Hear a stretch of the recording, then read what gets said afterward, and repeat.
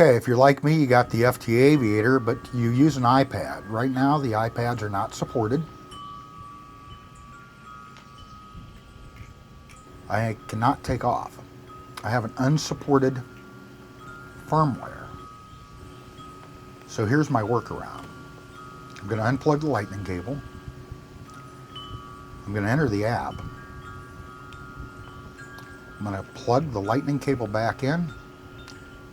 It's going to say that the fluidity control is disabled. Just enable it. And now, if I can find the icon, we're actually going to take off.